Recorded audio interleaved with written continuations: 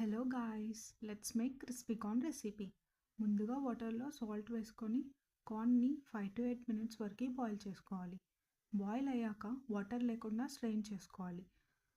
Corn మొత్తం cool అయ్యాక దాంట్లో 1 teaspoon of salt, 1 teaspoon of pepper, 2 spoons of corn flour, 2 spoons of rice flour crispiness కోసం add చేసుకోవాలి. ఇలా కార్న్కి మొత్తం మంచిగా పట్టేలాగా కోట్ చేసుకోవాలి. అండ్ కొంచెం వాటర్ కూడా యాడ్ చేసుకొని కోట్ చేసుకోవాలి. ఆయిల్ మీడియం ఫ్లేమ్లో పెట్టి కార్న్ని గోల్డెన్ బ్రౌన్ కలర్ వచ్చేంత వరకు ఫ్రై చేసుకోవాలి.